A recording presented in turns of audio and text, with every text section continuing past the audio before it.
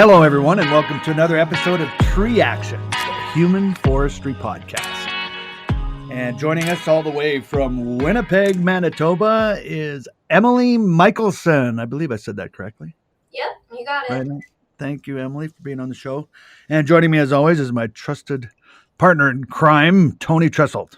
Morning, Tony. Morning, everyone. So, without any further ado, let's get into the question.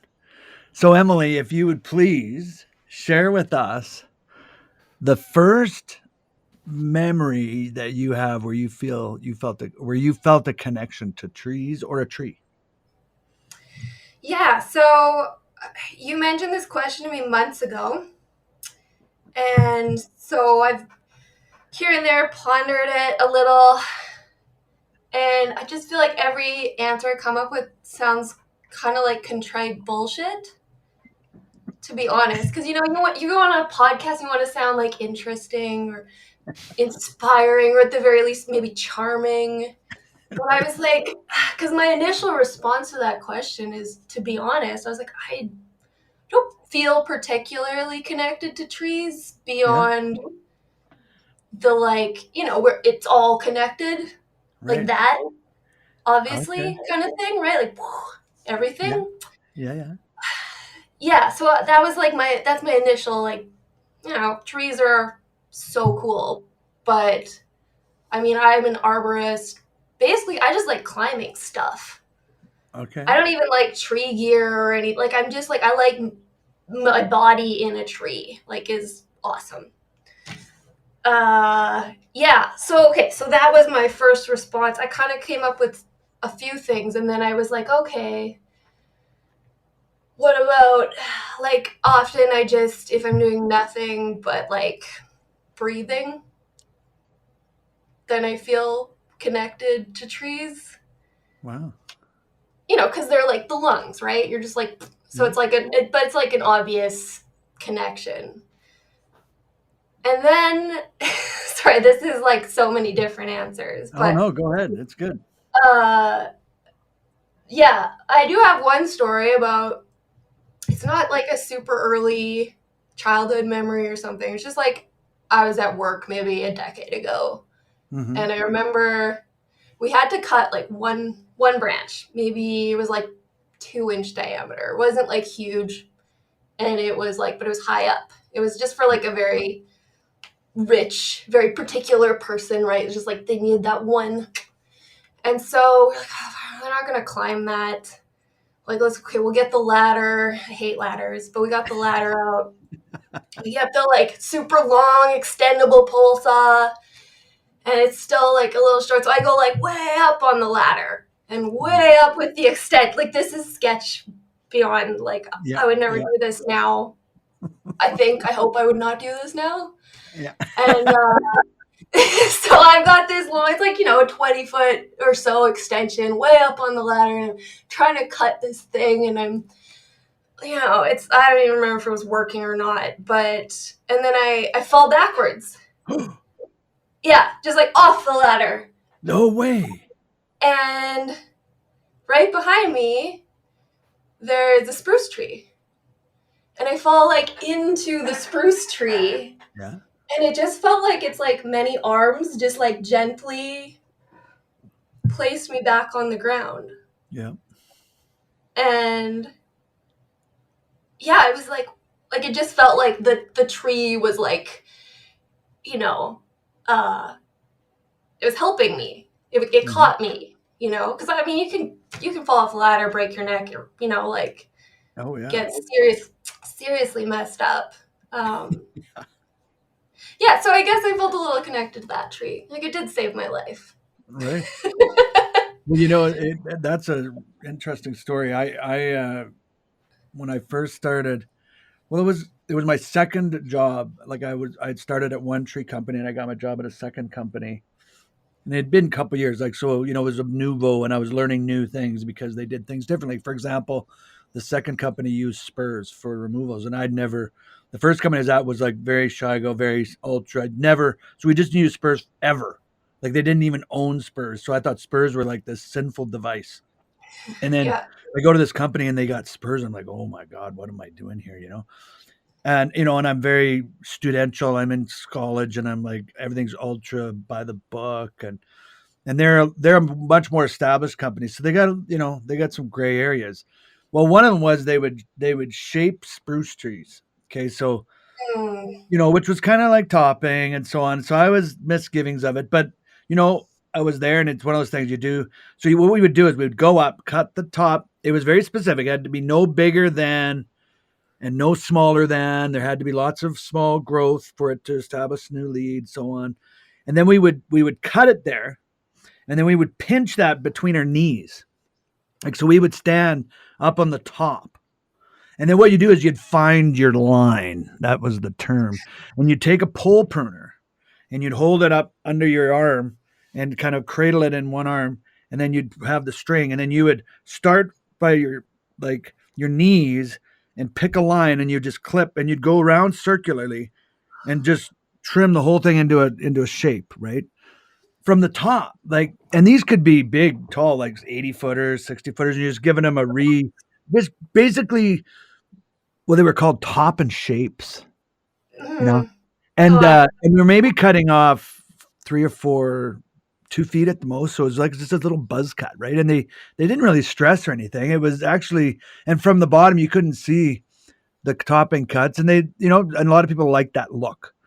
But anyways, that's a whole nother story. And but what we would do when we were done, see the veteran guys that were teaching me this, they would jump out of the tree like you described and you would climb off, and rather than climbing down through the tree, you would just lay on the top branches like you'd go a little ways down and you lay back, spread your arms, and then you just let yourself fall, and you literally would fall from one limb bough to the next. It would just kind of plump plump plump plump plump plump plump, and you'd land on your feet standing, and it was quite a from however high you were, yeah. obviously not really safety oriented per se. It was a controlled descent of sorts. But when you told that story, it brought that whole thing because it became a thing, like how how you launched, like so that's we would take turns like watch this and you jump and land. And then but like if you miscalculated, if you didn't lean back far enough and got too far forward, then it would spit you out and you could really fall. And if you didn't spread your arms, they'd get skinny, you'd fall between and you could have a really fast pump. But you did it inadvertently. You had the test before your lesson and it worked. Yeah. It was actually, I mean, it was kind of a lot of fun. Yeah. Well, this is why we did it over and over. That's it. Yeah. And whenever we would deadwood spruce, the same thing. That's how we'd exit. So because it was just fun. That's But way more fun than climbing through the sappy middle. oh yeah. Yeah, I'm gonna start doing that, I think. Yeah. But that's an interesting way to relate to connecting to trees. And I often think about as arborists or people that work in trees that we spend a lot of time very directly connected, literally. Like our ropes are actually connected, and without that, we would not be here. Yeah. Well, when I first started climbing, because I've always, like, since I was a kid, just like I would like climb the walls in our house. Like I would just like climb up the edging, and stuff. Yeah, And I would like yeah, I did it where like in between you like with your hands and feet yeah. and like just and trees and when I got older, I just like go downtown and climb the buildings, like just like always climbing. And then when I started doing tree work and they were like, okay, put this saddle on, you pick this big heavy thing up. I was just like a tiny little 20-year-old girl, just like, okay.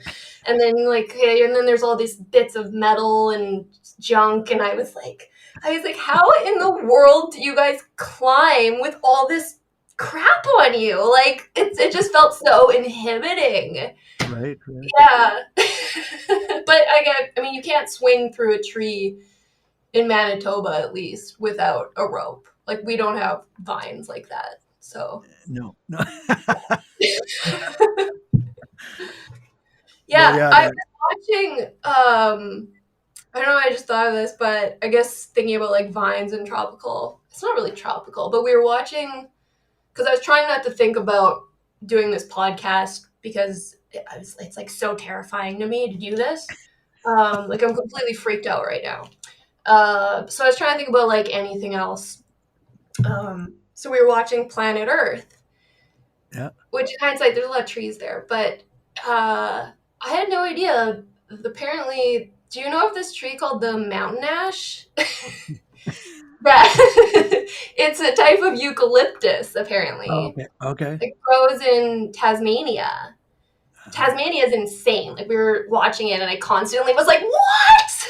Holy Yeah. Like I kept like I couldn't shut up." Yeah. And it's this tree. I don't know. David Attenborough said it's the tallest tree in the world. Mm-hmm. I'm They inclined to definitely believe are. that. Well, Tasmania definitely has like boasts some of the tallest for sure. I'm not sure He what I thought said they were. Yeah, go ahead. it grows 100 meters Hmm. tall. I was thinking like what's the tallest redwood? Like, is there one that's gotten to like 90? Yeah, they're up I don't there. know. I don't think about redwoods much, but Yeah, they're up there. Yeah. Like I'm pushing 300 feet, but I'm pretty sure Tasmania has some trees that push over 300, if I'm not mistaken. it could be. It's probably these mountain ash trees. I don't know. I thought they were eucalyptus, but that's the thing about common names. They They things are. get. Yeah, they are. They are a type of eucalyptus. Oh, okay. Yeah. Well, then, yeah, absolutely. Yeah. Yeah. Yeah. Yeah. Anyway, that's my diversion. Eucalyptus, the only tree until it literally grows until it literally falls over. Like it does what everybody thinks every other tree does, but it's the only one that I know of. Like eucalyptus just grow till they fall over. You're talking, well, maybe so. I mean, they're definitely probably the tallest, like the species and genus with the most. I'm not. I'd have to fact check this, but I would say it's the genus that has, or the genus that has the most tallest trees in its genus. I think. I Yeah. remember when I was in Australia, I was flabbergasted to learn that there's like 400 different varieties of Yeah. eucalyptus. Like, and some of the differences are like you just basically grab the leaves and you crush them and you smell them. Yeah. And some smell like that classic, and then the tree look exactly the same, but the leaf doesn't smell when you crush it, and it's Yeah. a whole different. I'm like, that's pretty cool. I thought oaks had it going on with 10 or 12, but I mean, come on, eucalyptus got like 400. Yeah. Yeah. And climbing those things, I remember, Dwayne, we were working on the aerial Oh. rescue at the climbing comp in Sydney, Oh, and it man. rained. It was like climbing a greased elephant leg. It was Yeah. the worst thing ever. I was there. That was Right? insane. They had to tie like ropes around the trunk so you could actually have like some footing. Yeah. Yeah, Yeah, and then there was bats in the trees too, which Big one. like they were big bats. Flying foxes, the largest bats in the world. Yeah. Yeah, they're like Yeah. huge. It was fascinating. And what I felt that was like marble pillars. Mhm. yes. They were just dense and shiny and smooth and hard. It was like, holy crap. And then we had rain like hell. Yeah. Just poured. It was like inches and inches of rain. It was Yeah, terrible. It was, it just- monsoon like. Yeah. I remember being freezing cold because I was like, oh, go to Australia. And I was like, okay, it's their winter, but it's like still Australia. I was like, I had to buy a coat when I was there. I was freezing cold in Australia. Wow. Was that your first international? Yeah. Yeah. Wow. So I was like fresh. I'd been climbing for like a year or two. I was like, I completely failed. I was so scared and just like slipping, and bats were flying around. That's an exaggeration. There weren't bats when we were climbing, but there were bats all over, and I was just slipping all over the place. Yeah. Wow. Yeah. That's quite a treat to get your first international going to Australia. Yeah. It was crazy. It's Yeah. crazy. I don't enjoy the international competitions. Like, I think the last time I won it, I like turned it down. I was like, Oh, yeah. Kaylee Alcorn she'll want to go, she'll enjoy it. That'd be better. I just think they feel too like serious to me. 'Cause I like going to the competitions because they're like, I just get such a kick out of them. Like, we've got like grown ups competitively competing, climbing trees. Like, it's like almost like funny to me. Like I'm just, this is like, I get such a big kick out of it. And just like laughing and talking with the people, and I love it. But like, I don't even know what the rules are. I've never read the rule book, or like, I just enjoy the like, Yeah. I don't know. It's an amazing thing. But the international competitions, I just like, I don't know. They just feel like too serious for me. Yeah. Yeah. I I can don't see know. that. It'd be cool to go again, but It got when it went over 50 competitors, it got much more businesslike.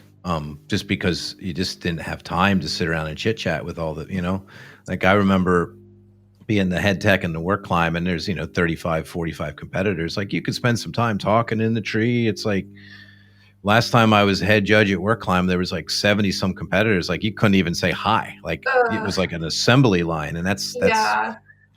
I kind of miss that too, like the international. You're right. It got very businesslike, but from my standpoint, it's because I just didn't have time. Like I'd love to sit there and chat with you, Emily, before you climb the tree, but you got to go because we got 79 people behind you, to get through this event. So, but that's an interesting perspective, and it's funny as things progress and develop, like things do change like that, like it's the experience that I had, for example, my first competition in Bismarck, North Dakota. And I think, because it was there was less, even just because, everyone figured it's bloody remote, which it kind of, it felt remote, and I'm from Canada. But I don't know if there was more than 30 competitors, at that comp. And it was so there, I never thought about it, but it was definitely a very different vibe, more like a regional vibe or a local chapter vibe at the international, right? But also the whole conference had 300 people at it, like the conference was the size of our prairie conference probably, or so that is now, like now it's 1,500 or 1,800 people, right? So yeah, I could see that, how things, it's interesting. That just made me wonder, like forests are these communal associations of connecting trees with each other, and they all grow together. But I wonder if they feel that way when the forest gets too big. They don't get to know everybody. Too many trees. Yeah, I don't like going in, but they have no choice. So, well, you think about it, in an old growth forest where you'd have the grumpy old curmudgeons, there's a lot less undergrowth in many stories, right? Like, so whereas you have the younger forest, it's a lot chattier in there, from a tree and wildlife standpoint. So maybe there is a parallel to that, right? Well, and the older trees are often, especially the big old ones, like when I've been out climbing Sitkas, and then the red ones, they're above the other canopy. Like their canopy literally is above, separate from the rest. So like all the others can look at is their trunks, and they gotta, like, even the big trees have to look up into their canopies, and they're always less or fewer of them. At least that's my perception. Maybe that's because of the logging that took place back in the days of wooden ships, because so many big trees did get felled. May potentially, I don't know, maybe. I'm having a lot of weird thoughts. I never thought, what would it look like? What would the West Coast, what would the world look like had there never been the wooden ship syndrome of the war machine was wooden ships? Would it have changed the look of the planet for old trees today? Yeah, probably. I bet like, you. I don't know the numbers, but like I've heard just crazy numbers about just the amounts of old growth trees that have been removed here and in Europe and just all over the place, right? Oh, yeah. Like it would look, obviously without human intervention, the earth would look, I think, a lot different. And that's a interesting thought. What do you think, Tony? Like even the cedars of Lebanon, they talk about, like, I know they still have trees and forested areas in parts of the Middle East, but there's lots of that where I think it used to be forested that's now almost like desert, isn't it? Yeah, I'm not sure. Some of that's just climate, right? As the climate changes. But wouldn't that be connected to the tree removal? Right. I don't know how, obviously we would have more old growth just in general if we hadn't cut any. But there's other things, like they say probably before Columbus landed, on the East Coast here, the United States, 1 in every 4 trees was probably a chestnut. Yeah. And then the chestnut blight of the 60s, starting 50s, moving through the 60s, you're hard pressed to find a chestnut tree unless it's been specifically preserved. You don't see them in the wild that much very, very often. So, basically 25% of your canopy, that was here 400 years ago isn't here now. I don't know. It's interesting. You wonder. I don't. And it wasn't long. Certainly don't. Yeah, it was valuable log. They were also very highly used in urban areas because they would tolerate that environment very well. They didn't necessarily need a forest, but if you, and they had, like the chestnut trees, beautiful blooming trees. Like, can you imagine with the fall colors and the bloomings and all that, like the amount of change would have been on the landscape there. And Pennsylvania was basically considered the King's Woods because of the white pine trees, because they needed them to make masts for the ships for the, how many of those would be left now? There's just one stand really in Pennsylvania now of the old growth white pine, Cook State Forest. Some old growth hemlock around. We have some old growth hemlock, but yeah, it would be interesting to. Well, I know. I don't think it would be a carpet of trees from East Coast to West Coast because. That's just not natural. It's not the way the forest works. But I know the Ottawa Valley was very much like that as far as white pine goes. Like the Ottawa Valley, Montreal, straight through to Ottawa was like heavily forested with large old growth white pine. That was all, and never has reestablished. There's little pockets of these they call remnant forests and remnant trees that they preserve now, but they're really quite few and far between, and they're quite desperately preserved or dearly loved because of their rarity, and they were very, very common. I think because the West Coast, I don't know if it's the species or it's just the climate, but they seem to be just more abundant in general. Maybe got to them later. Right. Sorry, I apologize in advance for all the scientists and biologists that know much more than we do are going like, oh, exactly. These guys. Hey, I just get paid to cut them down, generally speaking, unfortunately. It's like sort of the evolution of an arboricultural career, right? That's another thing that I find fascinating because people that stay in the business, invariably we end up specializing in removal often and pruning. But, just by needing work, I suppose. And I know not everyone does removals, and I know that it could be a bit of a controversial topic, the topic of removals, but invariably you do some removal. And often of old rickety trees and often of trees that are loved and don't want to be removed, but there's circumstances that require it having to be done. And we end up, getting that job or that, it ends up falls on us to do. And yet it's ironic because often I find, and I'll see what you guys think about this, but a lot of times the people that love the trees the most are some that have done some of the most technical removals, which isn't really aligned, the love of trees and being a removal specialist, but they do genuinely love trees. What do you think? I think sometimes. Yeah, well, usually it's the people who love trees doing the removals because those are the people who stayed in this business for a long time and have gotten really good at it. Maybe that's why they're the ones doing those like very big, very technical removals. Yeah. Because they're like, I don't know. You could also just get really good at cutting a tree down, though, I suppose. And maybe you hate trees, but that seems bizarre. Yeah. Well, yeah, it does. The arc of my career was you get a certain skill level where, and you're right, Emily, a lot of it was I just done the work long enough. I had a skill level that I was able to do the technical work, and I ended up doing more of it. But I see a funny thing now is that as tree work, especially removals, has gotten more and more mechanized, i.e. crane work, I think now that if my career had started now, I think, 25 years into it, I might just be doing big prune jobs because all the removals are crane work or some sort of robot or something going up there, nanites chewing it up. But because, like I said, when I started, the arc was get good at pruning, and then basically your skill set gets you to the point where you're the person that can do the technical removal. I think now with the advent of mechanization and cranes, maybe it's changing, which would be great. Like, I think Dwayne's right too. I think I didn't really. Having to do the large removals really made me appreciate big trees because it's just a lot of work to get like sunlight, minerals, and defy gravity and grow this thing. And It's a lot of work to get it down in an orderly manner, much less orderly than it went up. Imagine the amount of work it took to get it orderly. Yeah.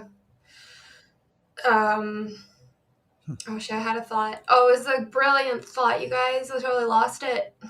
Well, you'll get it.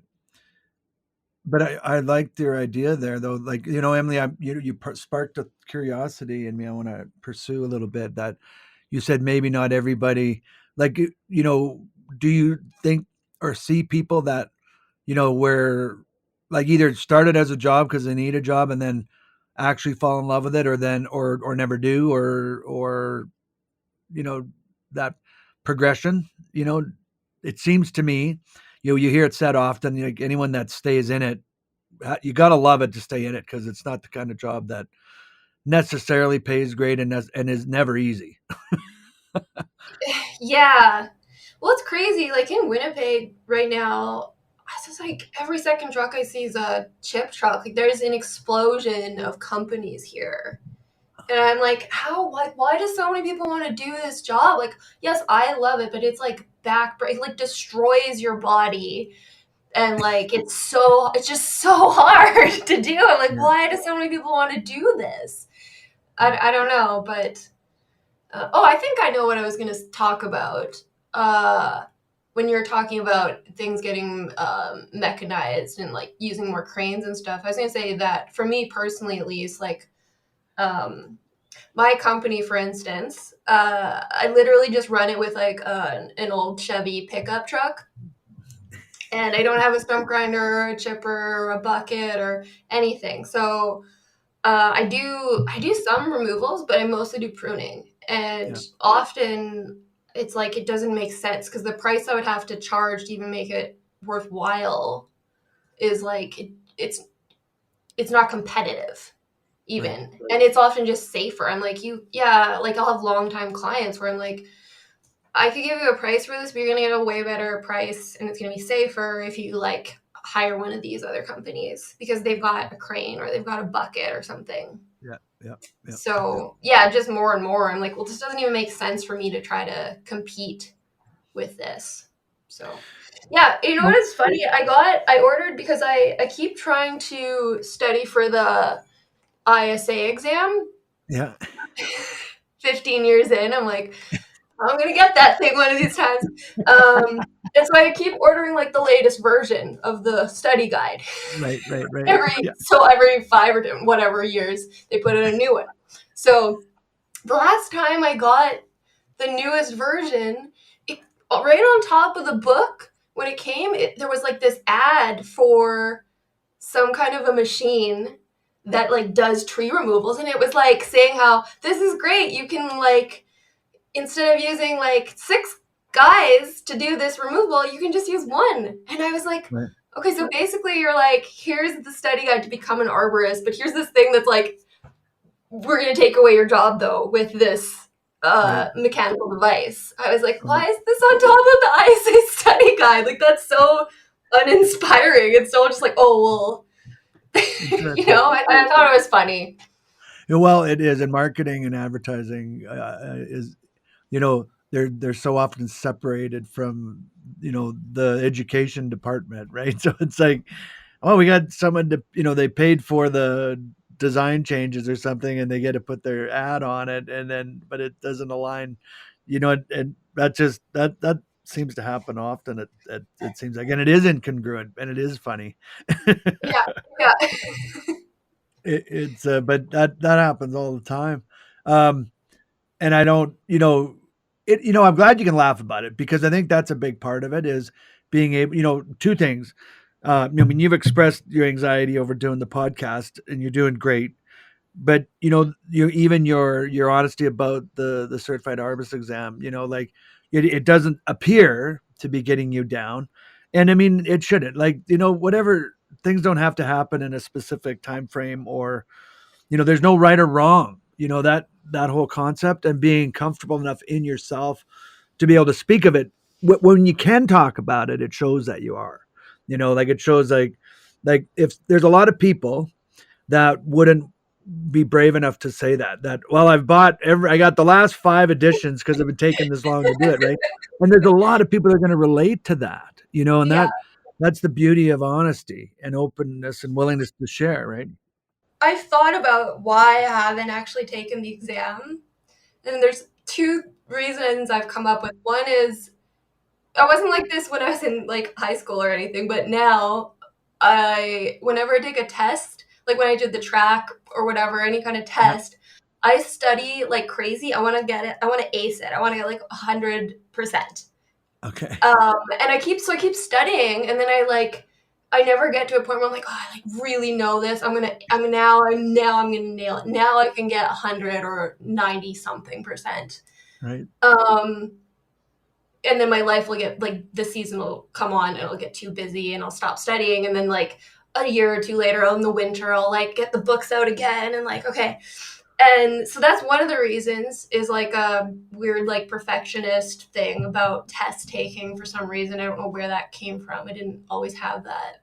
The other reason that I haven't taken it is because like I just feel like I don't know anything about trees, and I'm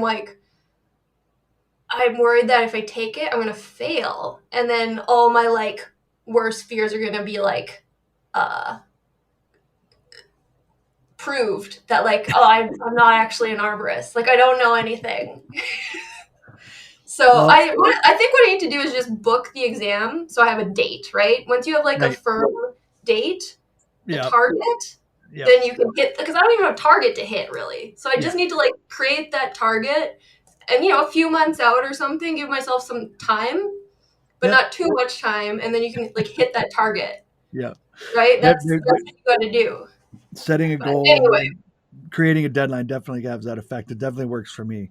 In fact, I find it's one of the only thing that does work. When I know it's going to happen and it's booked to happen, then I better get ready for it, right? Otherwise, well, I don't have to. I probably won't. The uncomfortability or the knowledge of knowing and the pressure that's created of a deadline or a date that it's going to occur, that motivates me to do something, right?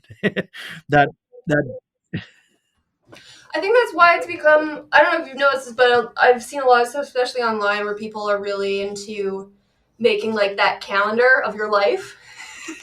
Like you have this many weeks. Yeah. And it like, because it again, it just hit like, that there's that end point, and it's motivating because you're like, oh, that end point is like, I'm going to die. And if you don't think about that, maybe you just like sit on your, you just play Halo 3 all day. Yeah. Well, at the same token, I do believe that you can overplan as well. The future hasn't happened. So no matter how much you plan, like that's a real interesting one, because what is the end date? That's clearly unknown. And but you're going to have an idea, but even that can be quickly shattered in an instant, in an accident or something like that. So, living as if each day is not necessarily your last, but with the conscious mind of that's finite. We're in a finite state, and we don't know when it is. So try not to have any regrets for what I really should have, as much as you can, and also not beat yourself up for things you didn't get to too. It's okay. Yeah, totally. Oh, I wanted to, I don't know if this is the best point, but I wanted to share my new favorite quote with you guys. Did we lose Tony, by the way? He's like not on the I don't screen. know. I don't know. It is strange, but this hasn't happened before. So let me just make sure. Lost power, back in a second. Okay. He texted me. So he must have forgot to plug in or something. Tony. Okay, well, I'll share this with you. You can share it, and you can share it again, like, because he can edit our audio. But please, by all means. Yeah. Well, my boyfriend and I love this so much that we framed it and we put it up on the wall. It's an amazing quote. To someone on Twitter posted this. Okay, here it goes. It says, "Do something that scares you every day. If you do that, then each day, little by little, you will be scared. Every day will be scary, and your life will be very scary. It's inspiring. That's from Dave at Iridescent Audio. Shout out to Dave. I love it. I think it's like it's a twist on. Yeah. Who's that? I can't remember, but it's my favorite new quote.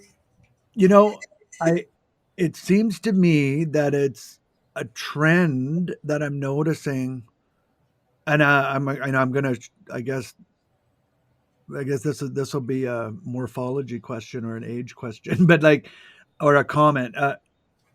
Younger generation, the younger, and that's a broad term. But what I'm seeing and I've noticed in nieces, nephews, younger climbers like yourself, or just people in general, that there's a what's the word I'm looking for? It's like an opposite realm, like almost everyone's so focused on doing all the right things that you make a joke about doing not the right things, and it doesn't mean that they're actually saying that, but it's like this reminds me of it. Like, do something scary. Your life should be scary. And I don't think it's meant to inspire. It's not meant to make you scared. And it's like that juxtaposition. It's like a flipping the script, and there seems to be a lot of trend to that lately for some reason. I don't know does that resonate with you at all, what I'm saying there? Or? It does. I'm kind of a hermit, so I haven't really noticed that out in the wild, but yeah, I feel like I'm just on the fringes of fully understanding your point, though. I can kind of understand it internally, but not fully cognitively. Blah, blah, blah. Well, here, let me give you a more specific example, because I was speaking just esoterically. Like, I wasn't being specific. So my niece, she graduated high school. She's going to UBC, and we had a little get together. This was last summer. And, I was doing a little family video thing, and I said, so, tell us what, anything you got to say to the folks, or to your, just anything you got to say kind of as a graduation comment. And she says, well, drop out of school, do drugs,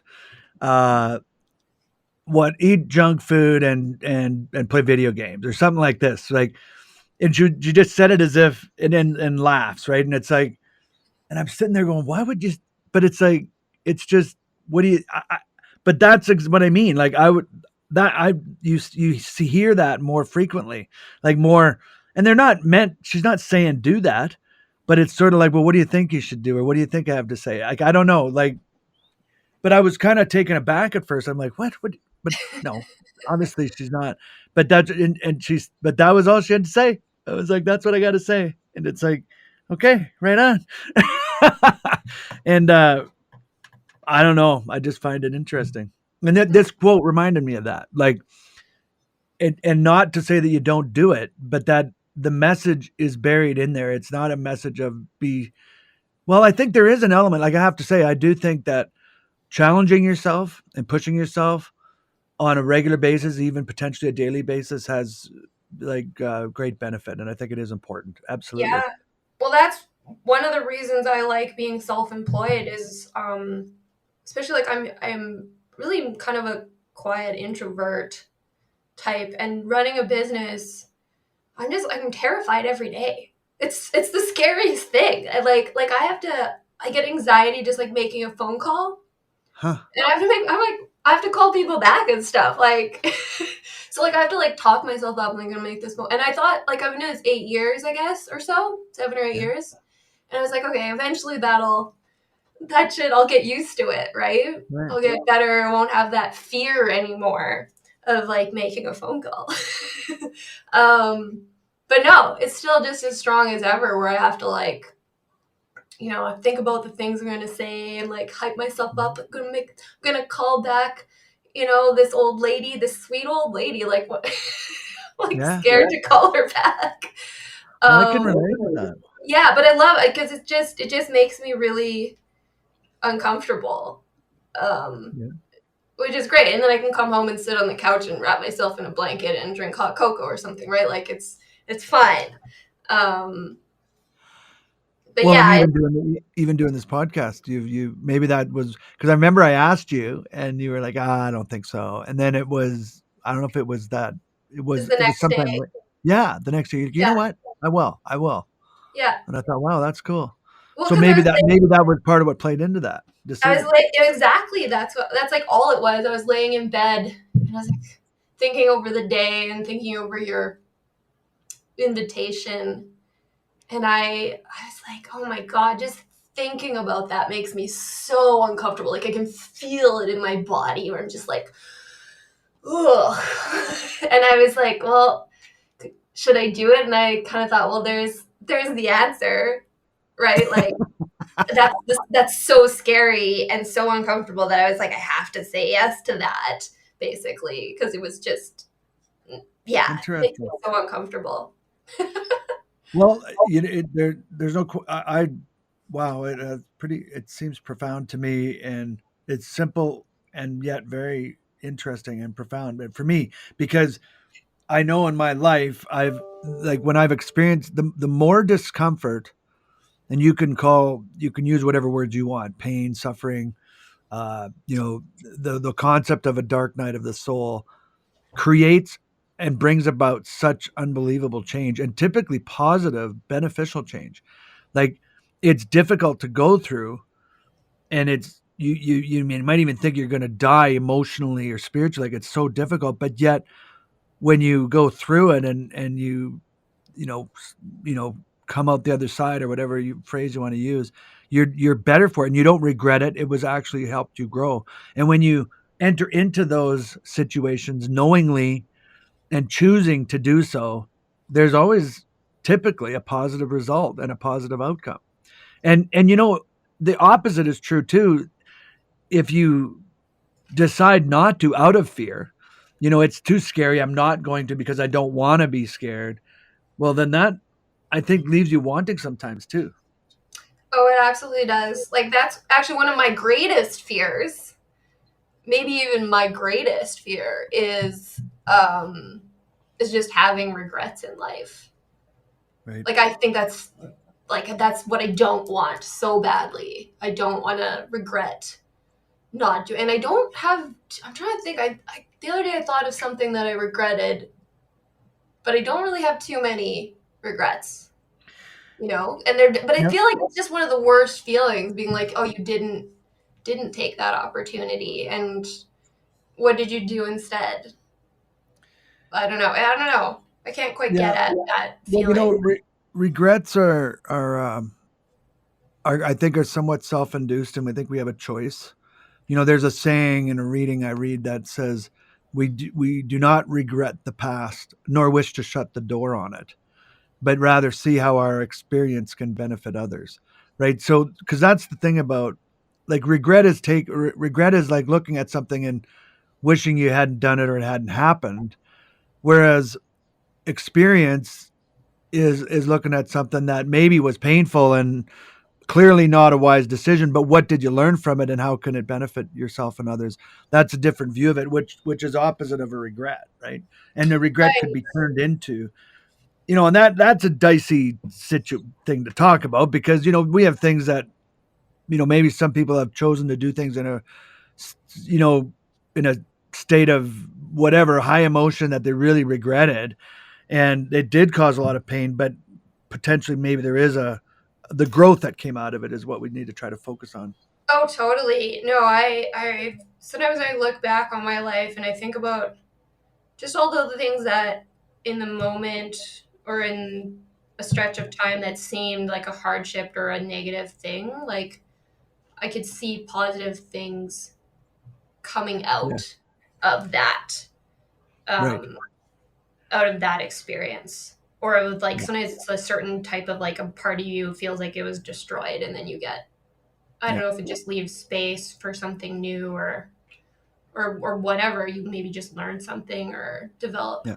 tools. Like for a long time, especially when I was younger, I had like, and I'm like pretty good, mostly good now, but like for a long time when I was younger, I had like pretty severe depression, Okay. and I was like, oh, that's just a net negative, right? But it's like I, going through that, developed so many different positive tools that I can Right. like employ now in my life. And yeah, in a way, just it I was like, I think that actually kind of made me a better person, to like come out the other side. And there's always that fear of like kind of dropping back into that hole. I always think of it as like a pit, just like a Yeah. bottomless pit. But so there's always kind of that you're like, oh, that pit is there, like that like black hole is there, and like, Yeah. well, maybe it's not a black hole. That's a bad example, because I think black holes, they say nothing comes back out of. But Get scientific. yeah, I think it's another way that trees are such an amazing example if we choose to look at them that way. Like, where like trees can't run from their problems, they can't hide, they can't. When a storm comes through and rips a major limb off, for example, you know, we might look at a tree decades later after devastating pruning or storm damage and appreciate and even love its unique shape and form that occurs, or the cavity that's developed, and if a tree was to be self-conscious, it would consider itself ugly or not right because it doesn't look like the other trees, and yet it was its top getting ripped off in a hurricane that has ended up creating this very unique, beautiful structure that everyone loves and appreciates. And no one cares that it's a topless oak with a weird limb on the side. They just think it's cool, right? And how we can be like that, is one of the things that when there was he was a president of ISA, um, John Gathright, who started doing this thing called Treehab, where he would take people with traumas and they would go into the forest and they would pick a tree that reminded them of themselves. And then they could talk about, and these are like traumatized people from, you know, uh, emotional trauma or physical trauma from family abuse or whatever, right? Like serious, they're struggling, and they could go and pick a tree, and that tree was a way for them. They could describe how that tree was like them, and they could describe what happened to them because it was once removed, and the tree reminded them of themselves, and they were able to find healing and some cathartic, and I have trees like that, like ever since then I look at a tree and say, well, this tree reminds me of maybe this stage of my life, or and obviously I anthropomorphize trees, not just physically but spiritually as well, and that's as me, but I think there's a lot that you can get from that. yeah, that's cool. It's it's one of the reasons I'm pondering a new book, a book, or something, a musings of just that. How we, is it like trying to inspire people to look at trees from that perspective. Look at how trees are like us, and how we can learn from. Like I think of woundwood in particular. The how trees deal with wounding, which is injury, and Mhm. they grow new parts, new cells in new places, and they don't regrow what was lost. They grow different parts over it, Well, and it becomes a part of them. the material is much stronger and denser than, like it's a very, now you have this super strong point. And that's Exactly. like if you're talking I can't say that word. That's You okay. know what I'm saying? That's like it's a similar thing that humans do too. Like I think so. when I talk about like maybe being a better person for having like gone through like a lot of darkness, you see people who like haven't really faced that, and then when they Mhm. do have something that like upsets them, sometimes they're just not as resilient, right? Yeah. But they can build that. There is hope. Exactly. Yeah. Exactly. Yeah, no, that's Yeah. cool. Yeah. It's an interesting thing, but it is a little out there. It's not for everybody, I guess. But it's yeah. um, Tony, I don't know. Can you hear us? Oh yeah, sorry about that. I lost power here, so I fell offline for a bit. It's okay. It's okay. Right when you powered out there, Emily shared with us a personal reading, something that's special to her and her boyfriend that they actually framed and hung on the wall, and I'd like you to hear it. And we've been talking kind of about it since, and it just so happened to coincide with your power issue, and now you're back. So I'd like you to if you wouldn't mind, Emily, reading it for Tony, and I'd Sure. like to get his Yeah, thoughts yeah. on it. Okay, here it goes. It says, do something that scares you every day. If you do that, then each day, little by little, you will be scared. Every day will be scary, and your life will be very scary. Yeah, I love that. That is interesting. I do like it. Yeah, it's fun. And it's fun.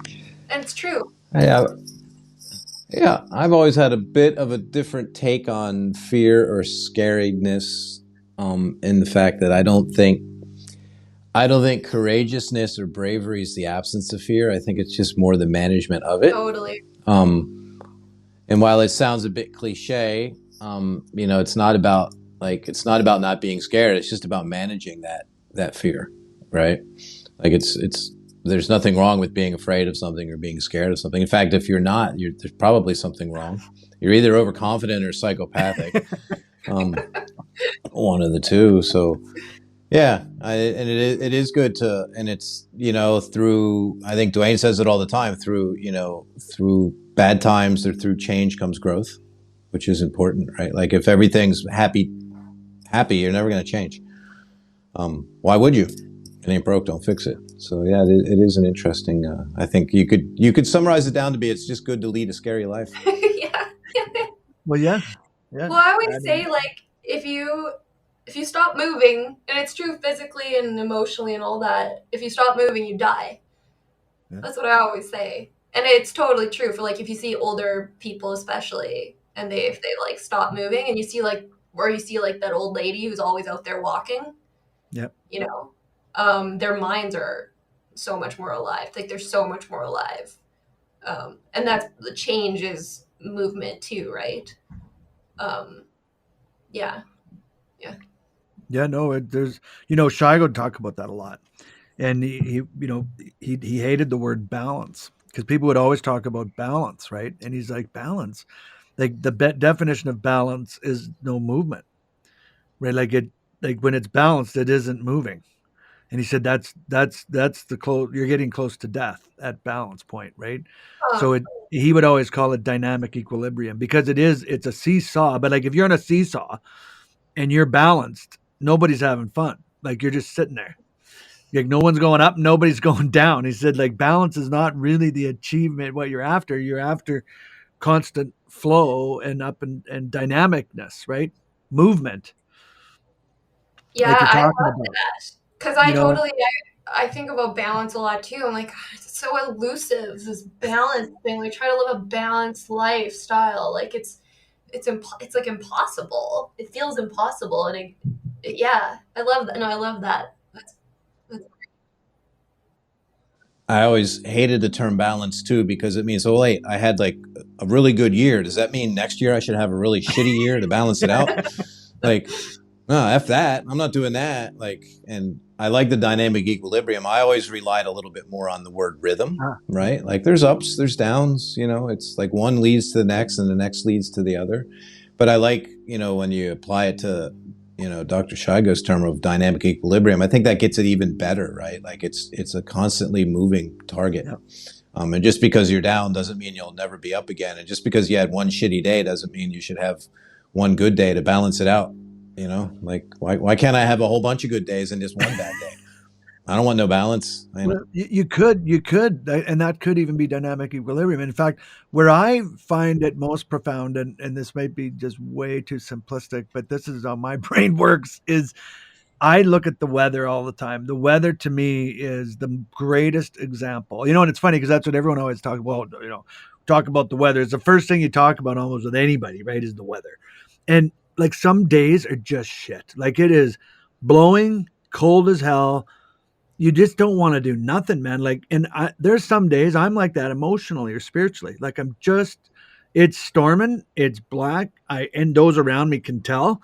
And it's like, and I don't need to change it. And it's kind of like changing the weather. You just can't. You gotta, and I've learned to accept that. And the funny thing is, in my experience, there's always more sunny days than rainy days. There's always more calm days than windy days. Like storms are intermittent. There's way more. Like if I look at last year, like there were more nice days. Like and we walk the dog every day, twice a day, at least. So it's not like the only time we go outside. But if it's really stormy, it is. If it's really crappy cold weather, we go out a little less and we won't go out as long. And even the dog doesn't like it, but it is what it is. And then literally the next day it can be perfectly sunny and bright and way warmer and you spend way more time. So to me, I always try to think of my emotions when when I'm having irregular emotions, if you will, because for some reason I was trained or taught, or I felt that they were wrong. Like I needed to always try to turn that frown upside down, young man. And I don't really feel that way anymore. I think it's not right to do that to people. Yeah. It's okay. Well, I kind of love what they call bad weather. Like if it's, like, why are you calling rain like bad? Mm-hmm. Like we need it. It's essential. Exactly. Like it's so bizarre. And it gives you a break. I know. Is there such a thing? Like even to use the phrase, right? Like, what do you mean? Bad weather. It's just a different day. Yeah. I don't know. Well, and getting back to storms, like we had heavy winds last week, like, and it caused a bunch of failure, and dead trees blew down and live trees. I think it was an old tree in Cochrane it's a revered ancient historic tree that blew over, right? It finally blew over and everyone's like sad about it, which fair enough. But it was, finally the storm did its thing on it, right? And it was at a bad event, a bad wind event. It's just these things happen. Yeah, we had winds up to, I think, gusting up to 92 the other day, which I was looking at the Beaufort scale, like wind scale, and I think hurricanes, like they're like 103 or something. So we were like getting up there, and I thought, I haven't like seen a lot of destruction though. Really, I thought maybe my phone would start ringing, and it's January, so I'm actually just not even answering my phone. But thankfully I didn't. Like my customers don't tend to call. Like I don't really get very many storm damage calls, which is kind of bad. I love storm damage work. It's like my favorite kind of work. It's so interesting, so dynamic, and I love it. So I should probably start, like, I'd love to do a lot of like preventative pruning. Yep. And I gotta stop doing that because I don't get storm damage calls. Like I might get, if it's really bad, I might get one or two. But yeah. Well, that's good. That's a good sign, right? Yeah, it's a good sign. Yeah. I wonder if you could share with us a little bit about your progression into, because I mean, I think there's a lot of arborists probably doing what you do. I think more of a trend towards it where it's, I don't know if you have a term for it, but like, it's like artisan arboriculture, right? Where it's not large scale focused. It's personal focused. It's like, you don't like the international comps because it's too business like, and you're not part of big business. You've gone on your own. So can you just describe that progression and how you found yourself there? Yeah. So I worked for a company called Parkland Tree Care. They're an established company in this city. And I worked there for about 8 years. I just kind of fell into that because I didn't know what an arborist was. And then I had a roommate who was an arborist all of a sudden, and then a new friend who was an arborist. And I was like, what is this? And I thought it was neat. So this is going back even further, but so I just like took the Manitoba arborist licensing course. I didn't have a job or anything. I was working at a bakery, actually, in a shoe store at the time. But so I just took the course out of interest, and then my friend, anyways, this is going too deep into that. But okay, so I worked at that company for 8 years, kind of like rose through the ranks, sort of became one of the top people there, and then it just kind of got was feeling really, really stagnant. And I was like, I don't like this. I'm not, don't feel like I'm progressing anymore. And so I was like, I gotta quit. I gotta leave.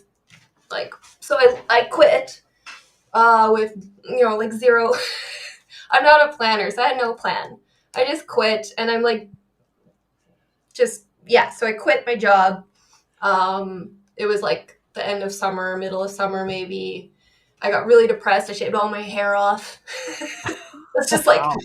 yeah, because I had no plan, and I wasn't like, I didn't have another job or anything. I was just like, I totally know, like, I'm always off and on cigarettes, got back on smoking, and I was like drinking, just like shaved head, just being a crazy person.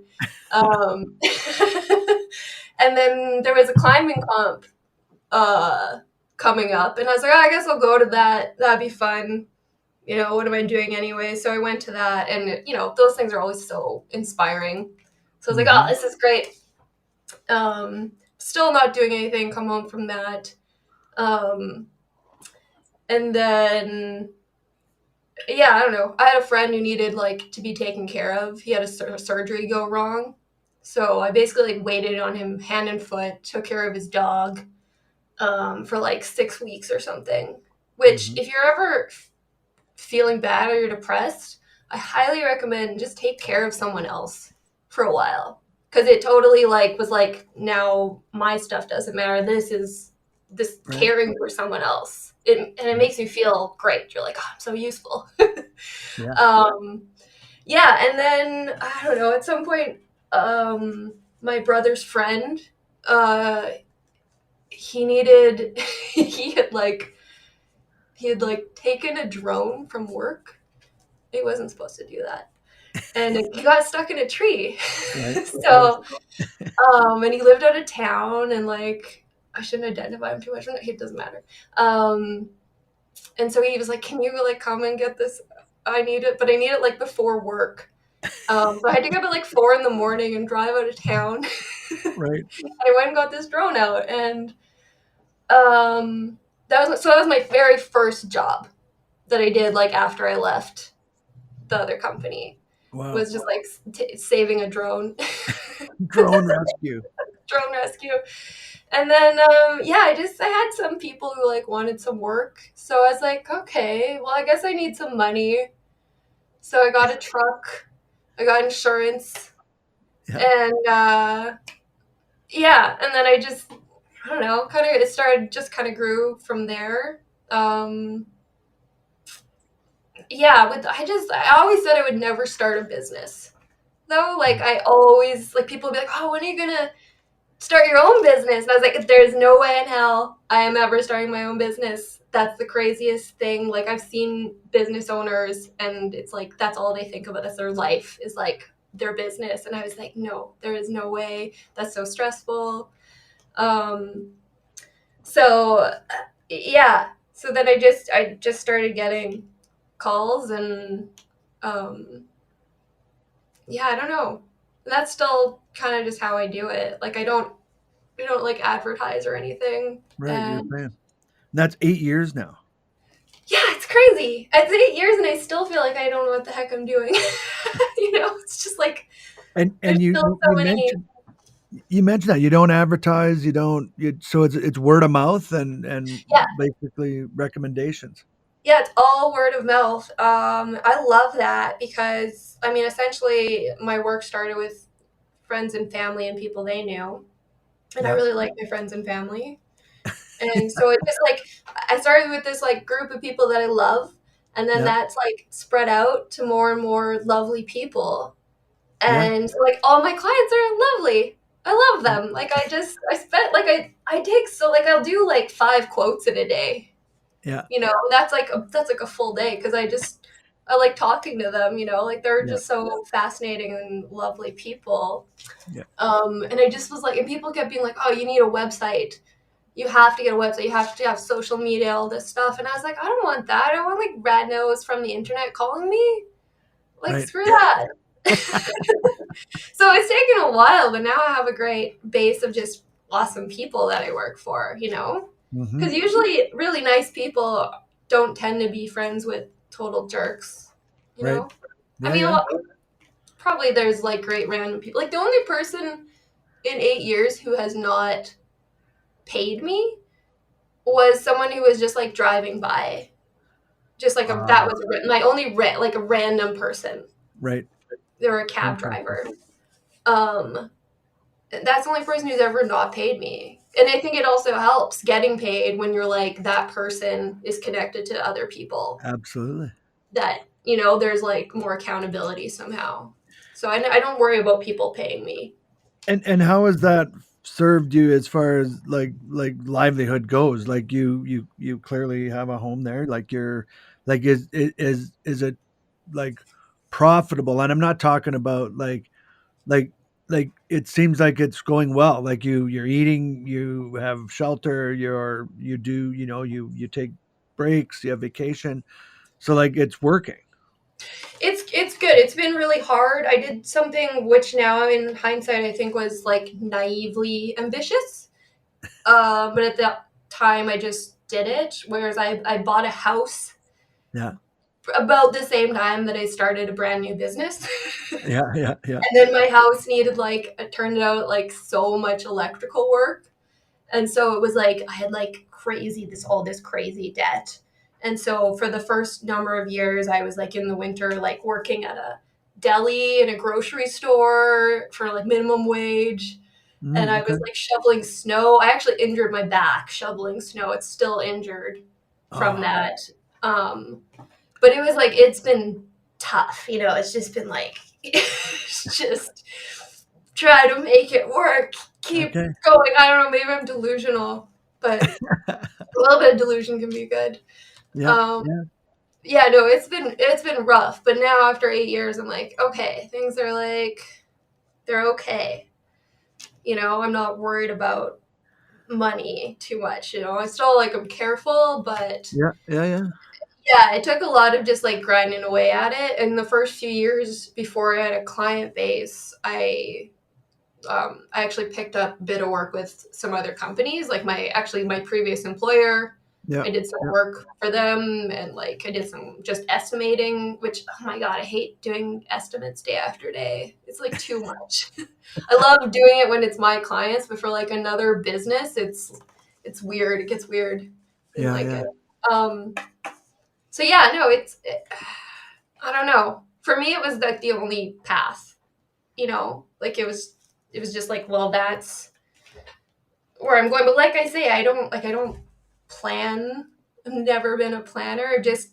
My philosophy is just to like try to just be ready, you know, and do something when scary. The right opportunity comes up, then you're ready for it, and you can go, yes, okay, and do something scary every day. And what? Yeah, and do scary things. Yeah.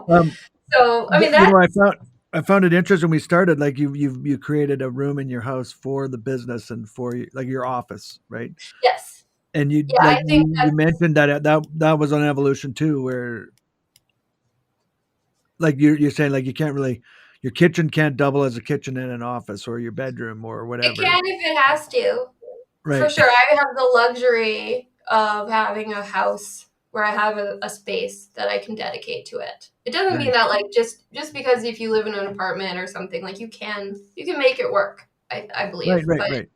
If you have the luxury of being able to, like, this space is just for this purpose, I think it's great for like just focusing, because even though I'm working at home and I can get distracted by a million things at home, I come into this space and I'm like, you know, it flips a switch in your brain, right? You're like, okay, because it's all about like that setting, you know, or even just your clothing can like dictate your mindset a lot. So yeah, I think that's, I don't know, I'm just really fortunate that I can do that. Your clothing can dictate your mindset. Wow. Well, think about it. Look good, feel good. Yeah, totally. Or if you're like just wearing sweatpants I'm actually wearing sweatpants right now. It's great. Very comfortable. Yeah, or if you're like in a mascot costume, you're gonna act very different than if you're wearing a suit, Yeah, true. right?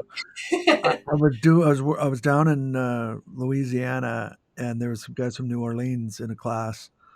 It was a trainer class, and one of them talked about he does he goes in the French Quarter. He lives actually in New Orleans, and they have costume nights. Like I think it's regular occurrence, and he owned like a 50 or 60 costumes, like outfits, right? And he talked about that, how it was like, you'd put this on, and for that night, you're this, like your persona and your aura and everything would be affected by the whatever costume. And some he would wear more than like he'd be in a mood and it'd been 8 months and I'm going to wear that costume. He'd want to go back and experience that costume again, in essence. And that I found it Yeah. fascinating that it would, and it was a real, and there's a bunch of people like this, like a club kind of thing, right? That they do this for this reason, because it's like a new, different experience when you're in and I have done the mascot thing.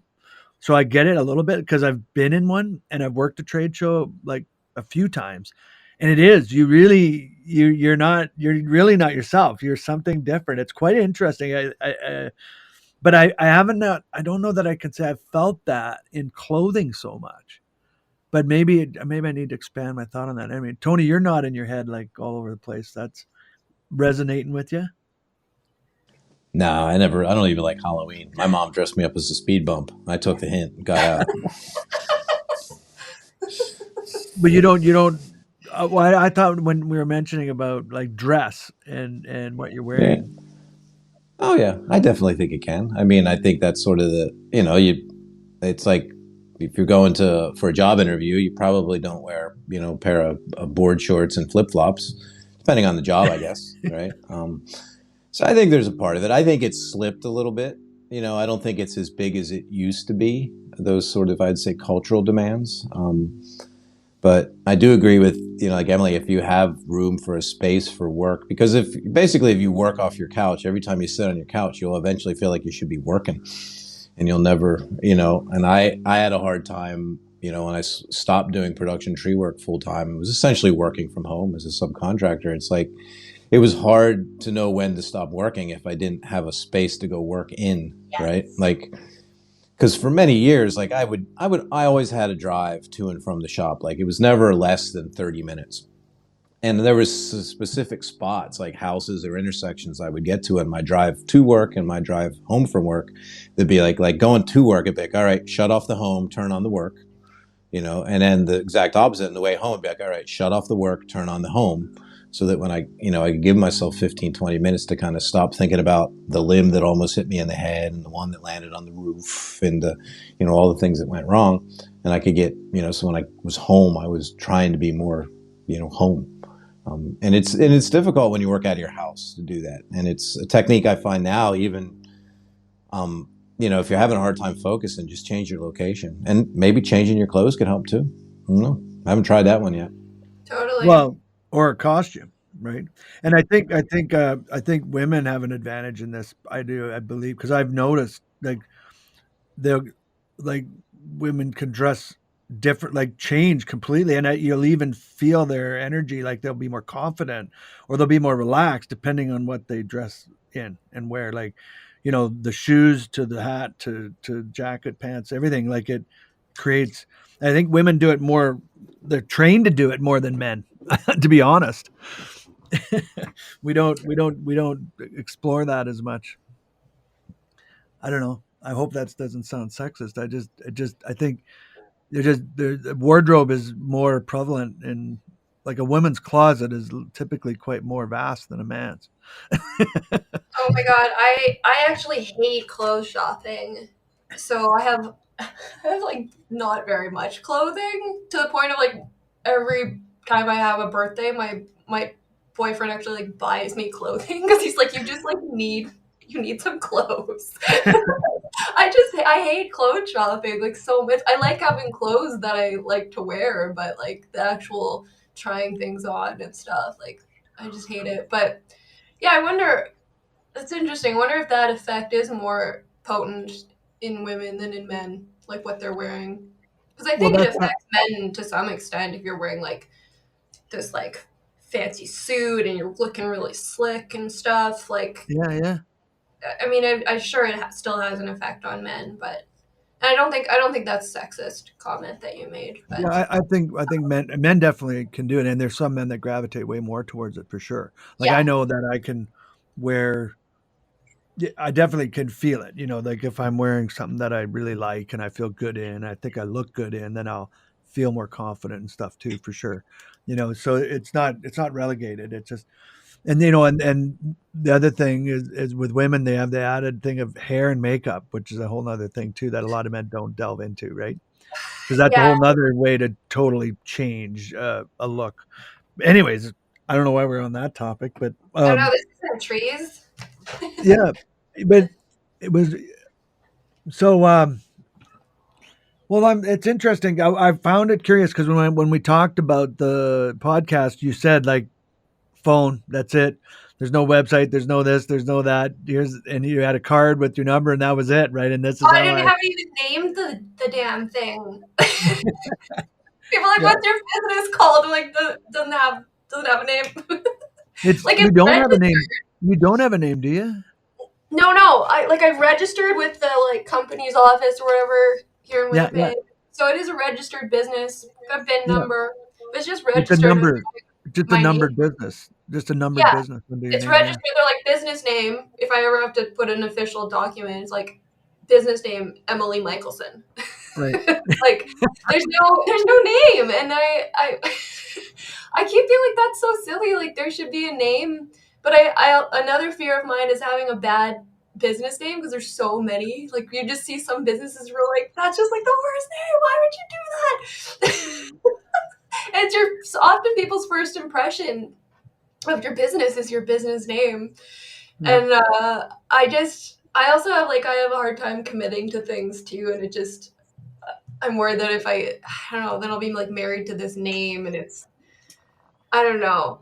I'm terrible. I don't name things. I'm not like my truck doesn't have a name. Like I know how people just will name. Some people love naming things like inanimate Yeah. objects and stuff, and I just don't have that. Like even I had a cat when I was a teenager, and like I didn't like name it for so long, like to the point where my sister was like upset with me. She was like, "Give your cat a name." It took me like 5 months to name a cat. So She just called it cat. I don't know. Yeah, like, hey, buddy, come here. I don't know, Well, and but the cat definitely wouldn't have minded. That's for sure, because like, they who don't doesn't know care? He's anything. a cat, just Yeah, like yeah. feed him and love him. So yeah, I don't know. It's crazy that I haven't named it after 8 years, but people call me. They want to hire me, Yeah, so yeah. Well, I I think it's evolved with your model, right? Like you grew it from friends and family who knew you, and then they talked to people that they knew, and it's like, who do you call? Well, you call Emily. yeah, It's a which ironically, even if you had named your business the way you run it, people would be referencing you anyway. What's the name of her company? Well, it's Emily. I can't remember her name, but call Emily. Good. That often even happens after people have a company name, and it's like, what's your company? What's your name? Well, what's your company name? Well, I have a name. My name's Emily. It's Emily. yeah. Yeah. Well, and I mean I guess that model only works on a small scale, though. Like you can't have a giant company where it's like, I mean, I guess you could, but I think if I were to have a large company, which I don't have any interest in doing, it would be really weird if it's like you have a crew of like 4 or 5 guys out there, and then someone's like, "Oh, what's your company name?" There's not even a woman on site, maybe, and they're like, "Oh, it's Emily Michelson." Like it would Right. get weird. It would be, but you know what? It'd be kind of funny. So like, maybe just do that anyway. Yeah, you'd be surprised. It is interesting, Yeah, but I don't know. but My I, whole business model, I think, is just like chaos theory. We're kind of like tree actions. We're so unorganized we repeat, right? Yeah, And that it's somewhat tongue in cheek because obviously you have to have some organization. You have to have bank accounts. You've got insurance. Like you're not completely, No. spastic in your, but you're also not taking it too seriously. And I think there's a real, and I feel like there's always been some of that in the industry, but I think we're going to see more of it. I think you really are going to see, you already see so many contract climbers or so many contract people that are doing, working independently for other people. But that when I first started doing tree work outside of a company, like I like you always know somebody. Like, people ask you, when the people find out you know how to cut and climb trees, it's like, hey, I got this tree, and you almost can't not end up doing stuff on the side, so to speak. And so you end up growing, and that can very inadvertently grow very quickly, especially if you're personal. People like you, that you spend time talking. Hey, you know what? I got a buddy that has a tree. You should call this guy. And all of a sudden, even if you're not trying to start a business, you're getting phone calls, and you're out there doing stuff. You know, I've heard a lot of arborists, they follow that model, they grow it to a point, and then there's like, well, they need a little bit more money, so then they expand. And I remember one guy in particular, he expanded up to 9 or 10 trucks. Like, he was the largest contractor for the city of Calgary. And one year he just stopped, and he went down to one truck, and it made me, was going concerned. And I was like, what? He said, I made, I think it was $50,000 more than I did like 10 years previous when I was just me. Yeah. And I had all this extra work and headache. And he said, I'm just done with it. And he had guys buy their trucks and equipment, like, and they could start their own, or he could, and he just downsized. And he has never looked back to this day. He runs basically like you do. I wouldn't even know, like, and I bet you he still does tree work, but it just shrunk it to kind of what he started before he went big. And he did the reverse thing.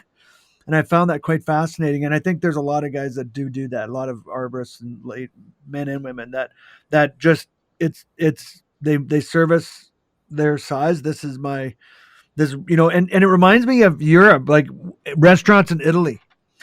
You go to a restaurant in Italy, at least where my experience out there in Genova and Udine and Peluccia, and there was a couple times you don't get there early enough. They're like, oh, sorry, we're full. It's like, what do you mean? Like, what about the next seating? They're like, there is no other seating. Like, we made enough food to fill the restaurant. And when it's full, then everybody leaves, and then you go home, and then we'll see you tomorrow. And if you get here soon enough, then hopefully you can get a table. But if you don't, and I'm like, well, you guys could have sold again. And they're like, yeah, this is how much we do. We do a seating a night. We fill the restaurant and we feed everybody, and then they go home. And they could easily sell more, but they don't, because this is the way they do it.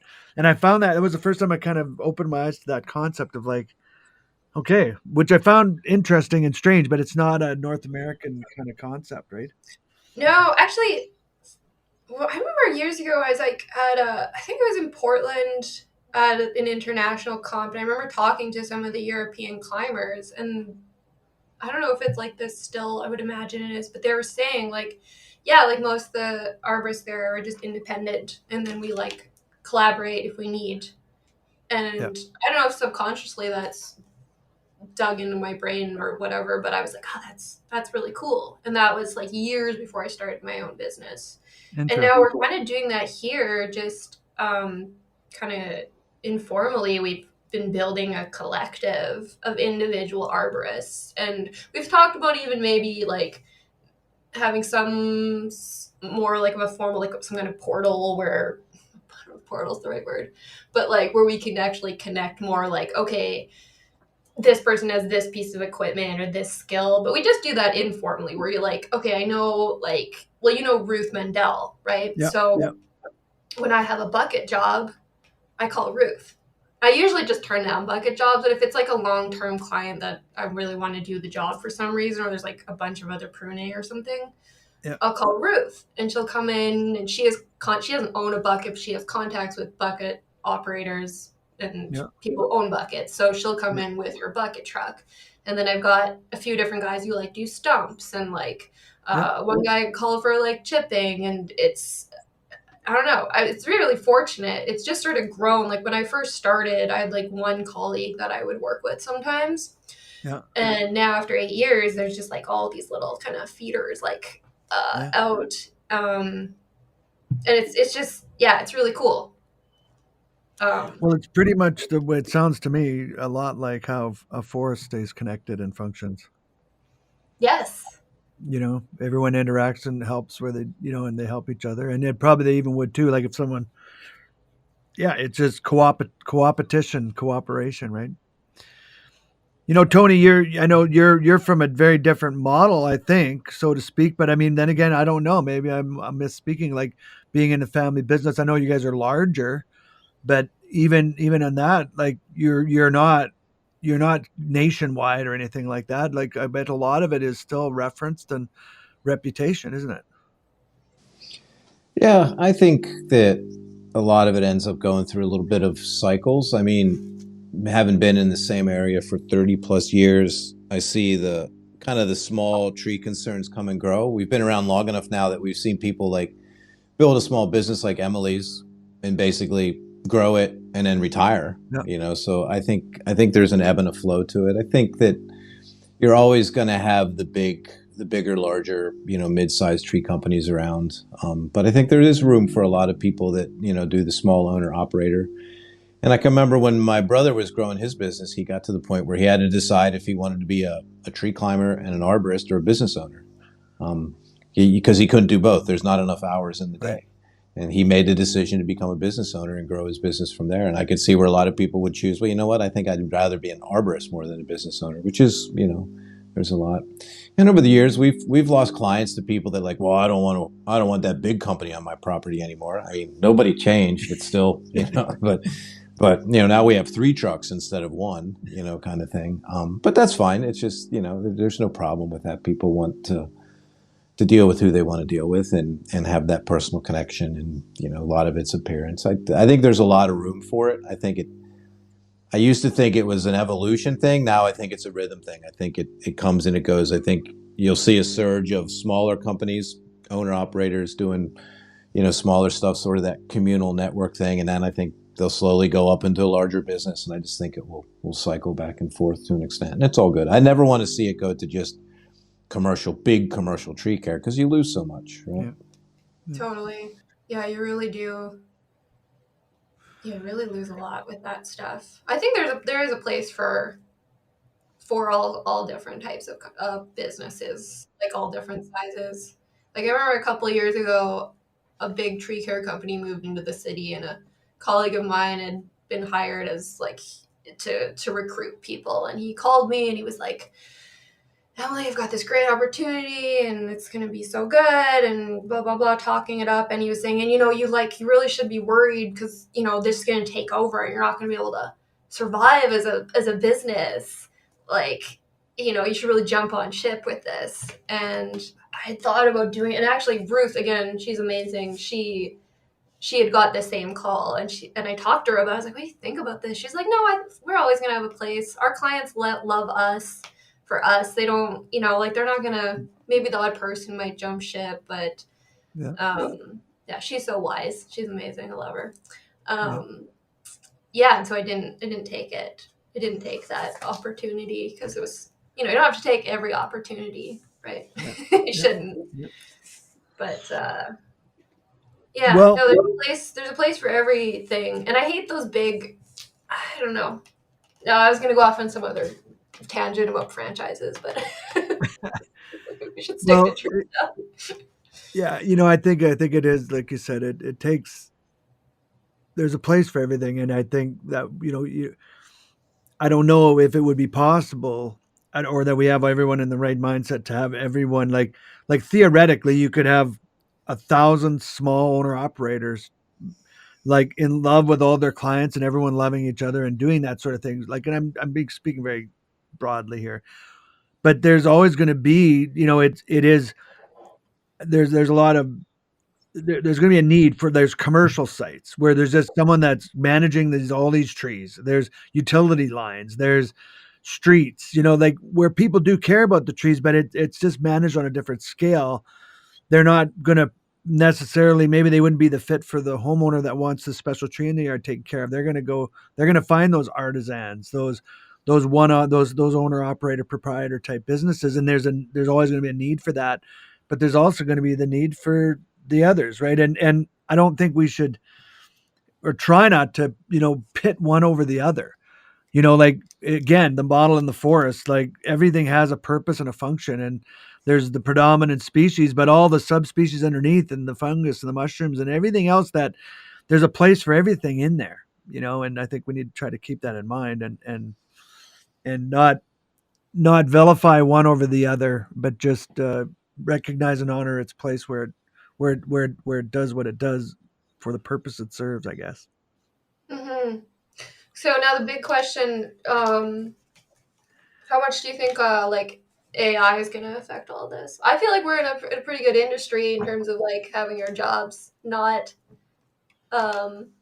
taken away by robots, but Wow, but I don't know if anyone has stepped out yet with an AI arborist consultant, like where you could call Arbor Tom and have him talk to you about your trees, and it's an AI bot that delves into the web for knowledge and answers your questions, but certainly not physical work. Like, that's one thing AI can't do, right? It can't actually do the yeah. work. But I mean, if you look at like I don't know, like have you seen those videos from like Boston Robotics? Those insane robots they have that like can jump and run and stuff. It's crazy. Like maybe they'll make those so they can like climb trees and Wow. I don't know. It's crazy. Yeah, that, like, I to me, it's outside of the scope of my thought realm, but I mean, that's just maybe my age. But who knows? Tony, what do you think? Oh, I don't know. I mean, just give up tree care and go into robot repair. I've always said that's always a good option. I think from a practical standpoint, though, I think a lot of the AI stuff is going to make it easier for people to be arborists and a business owner at the same time, right? Like now you can have AI write your newsletter for you, and you can still be out doing quotes and climbing trees. Whereas before you had to stay home and write that, write that blog post or that newsletter. Yeah. And so I think it'll all have its place. I mean, you're right. I think there's always going to be a need for people that climb and do the trees. I think for arboriculture, AI will just make I'd say the business or the administrative end of it probably a little easier for a lot of people, which is fine too. Yeah, I always used to say, like, plumbers, electricians, construction workers, tree workers, but I recently saw where they had a robot thing build a house. Like, it actually built and constructed a house, and it was all robotic. Like, was used bricks and mortar, but it actually built the structure without Wow. any human touching it. I was like, holy crap. So it could quickly, efficiently build, homes or structures for people. It just seemed weird to me. Crazy. So who knows what the future holds with that? It's like the thing I'm concerned about with it is sorry, it's January. Honestly, the last thing on my mind right now is trees. I'm thinking about like everything else right now. But like my concern with that stuff is that it's I think it's gonna just the gap between like poor and rich will grow because it's like you all of a sudden don't need a bunch of employees for a lot of things, and so like you're not having like people like the lower classes making profiting from that. You're having like owners profiting from like not having as much payroll. Basically, that's what it seemed like. I don't know. We'll see what happens. But Yeah, that would be my concern. Is it just seems like more and more it's gonna because we already see that like CAA has like gone to like automated AI stuff, and it's like it's awful. It's an awful system. Like I had to call it a little while ago, and I was just like, it took me so much longer to talk to this thing. And so they kind of put it on me, and it's an inconvenience for me instead of them paying somebody, so like the owners are benefiting and they don't have an employee there anymore. I don't know. Well, I think as long as if it doesn't feel personal, or they can't bridge that gap somehow, which I don't know, maybe if, I have a feeling they may get to that point where there actually is like it feels connective emotionally somehow. I don't know if that's possible just through words, but if that is achievable, then I think that'll be key to its success, right? Like you have to somehow feel nurtured and actually connected in some way in order to feel like you've gotten service. That's one thing about, talking to somebody. There's someone that can do something, but I don't know. It's yeah, I mean it's, going back to actual tree talk, I guess, like, or business at least, that's why, like, all of the estimates I do, I insist that the person meet me in person. Ah, For me, it's like, I want to know who I'm working for, yeah, you know? And I also find that people who don't want to meet in person are more likely they're getting like a bunch of estimates and they don't want to take their time yeah, to like meet with you. Yeah. But I've definitely had people who are like, they hired me because I met them in person, you know? They're like, this other company came and they just kind of like walked around, they didn't even knock on the door or anything, and then they left. Yeah. You know? So, and I think, I don't know, I'm hoping there's always going to be a place for that where people we want an actual connection to another human. I think so. And I know there's a lot of companies that have built their success on that. Like they follow that model. Like you're not unique in that. Like they're definitely, if I can't talk to you and you don't willing to make time to see, then we're not gonna, like, we can't give you a quote unless we can see you. You know, there's companies Yeah, that follow that very stringently. Yeah, I don't know if that's going to start to die out with like younger people becoming homeowners and stuff, because there's more and more, like, I'm not the only millennial who gets anxiety over making a phone call, you know, who'd prefer to like shoot you a text. Right. And I just wonder if more and more like younger people are getting used to that, you know, ordering things online and just like not having contact with humans, and maybe that's becoming more comfortable for them. And I Right. wonder if that like, but I don't know, it just seems like such an innate human thing where we need other humans. We need that, even if we Absolutely. don't realize it. You know, I find that you've touched on that a couple times. I definitely, you know, and it also touches on your reading about scariness, because I will default to, I think my favorite form of communication is texting, just because it's easy and simple, and I will call and I will do a phone call, but it's not my first go to, because I just, yeah, I think, you know, it might be an anxiety thing, and I don't really know why, because every time once I make the call and I get talking, then, you know, it's usually I talk too long, and it's actually way longer Yeah. than it should be. But it's always easier to just text and not make the call. Really interesting. I need to ponder that, and I'm not sure. Maybe that's a, you know, a trend of what's happening in the world today and COVID and all the rest of it. I don't know, but you know, that's a.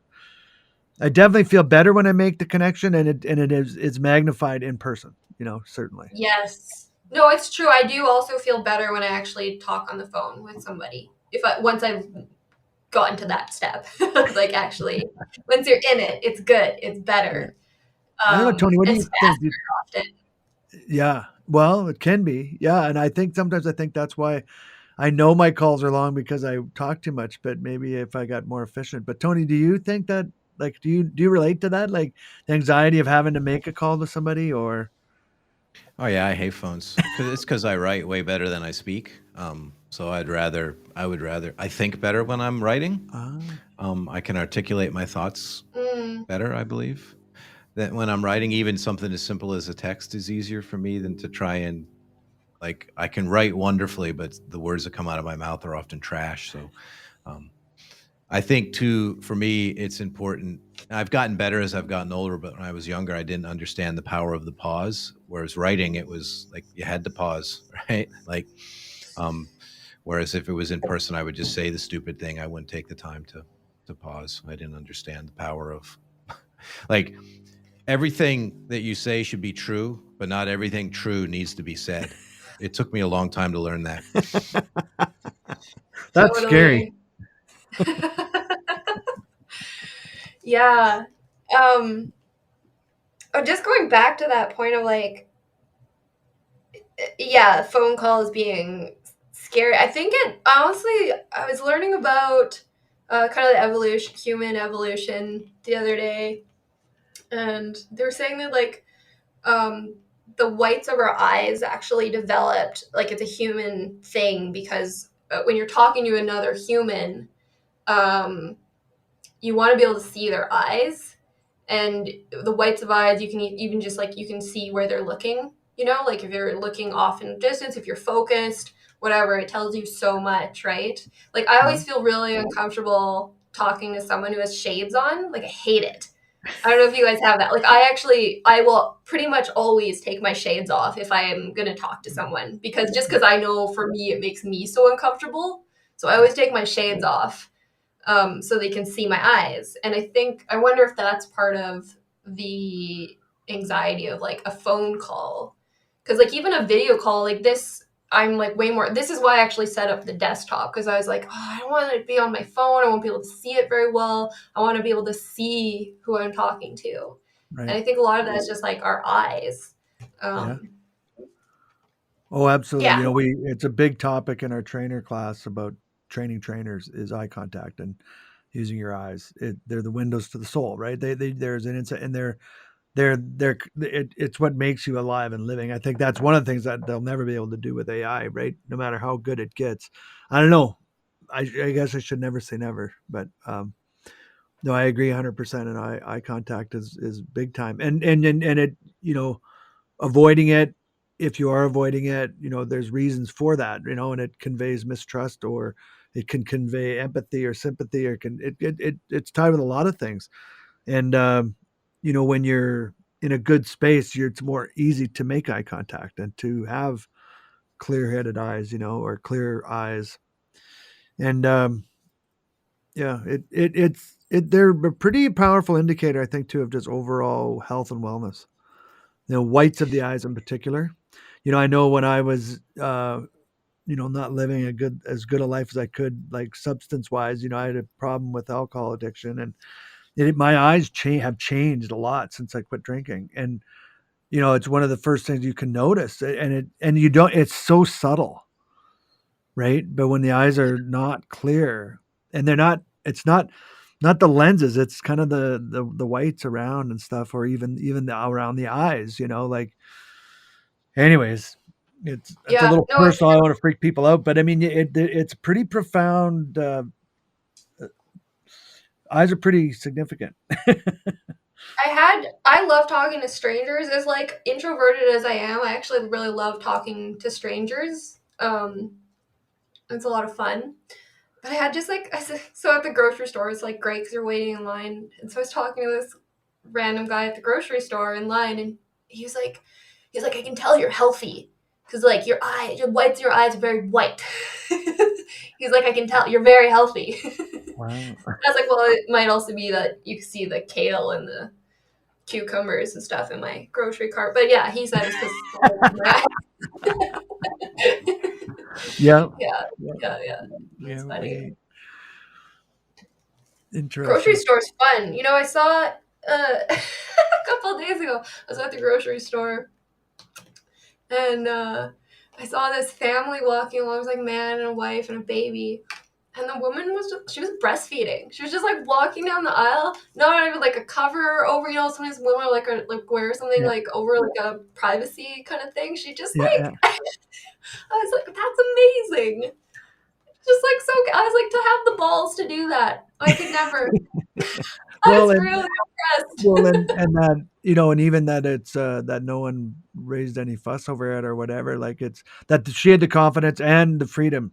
You know, that's a testament too, because would have been a time in our society where it just wouldn't have been acceptable, even, you know, let alone having the bravery to do it. I'd rather see that than have her baby wailing. Yeah. Just being super annoying and loud. It's like I was hungry, so just feed it. Yeah, just get it done. Yeah. Well, Emily, I want to thank you for giving us your valuable time and sharing, you know, these stories and chats with us. And I'm going to pay attention to a little bit as the months progress, how our conversation shifts with weather and time of season, you know, because it's interesting because you mentioned about being in a different time, different headspace because it's January, which makes sense to me.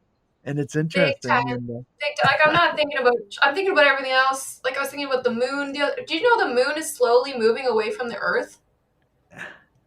It's about at the rate your fingernails grow. So it's like maybe an inch a year. Really? Yeah. Well, I know it was recently a major full moon. Like the wolf moon was last weekend? which is big Oh my time. god, I love all the crazy names they give to the moons. So Yeah. funny. The wolf moon, the blood red heart mountain moon. Like, I don't Yeah. know. It's amazing. Yeah. Well, Anyway, I think no, that it's astrology totally and different. No, sorry, you go. no. Well, the astrology and the power of the shifting of the moon cycles. I think there's a lot to that, like that, how it affects us. Totally. well. Yeah, if Yeah. the moon went away, just was gone, all of a sudden it would majorly disrupt things on Earth, apparently. Like, majorly. Even just, like, animals that, like, do things in or out of moonlight. Yeah. And different, like, mating patterns and, like, tides in the ocean. And, like, it yeah. has a profound effect on us. So, yeah. So that's scary. The moon's moving away. But yeah, no, definitely check out how people change over the seasons, because I think that has definitely has a big effect on them. And along those lines, your session will when did it, March, Tony? Are we into March already? February? Oh, okay. So we record a lot in January, February, March, and then we build up. So I think we're where we just started. Like, you're the third or second podcast in the new year, but we had one carry. So yeah, it'll be on relatively soon. We'll try to send you the link. Oh, I'm like, not I gonna try watch to it. remember, not to I'm watch it, but to definitely listen to it. To listen to it, you can listen to it Or if you want. listening. Yeah. No, I don't want to listen to this. Absolutely not. And I'll just be like criticizing myself. I'm like, that's so stupid. yeah, well, hey, it's okay. That might be a scary thing. You might want to try. I also, like, I hate the sound of my voice. I got a new phone months ago, and I keep trying to record a message, just like, hey, I'm not here, leave a message. And, like, every time I try, I listen to it, I'm like, oh, like, I can't. So I still I don't have a business name or a message on my phone even. Like, You'll get there. Yeah. All right. Well, thanks for having me on. It's been really fun, really scary. It's been great. It's fun. I always get excited talking to tree people. It makes me, like, now I want to think about trees, even though we hardly talked about trees. No, we didn't, but it's okay. We often don't. We had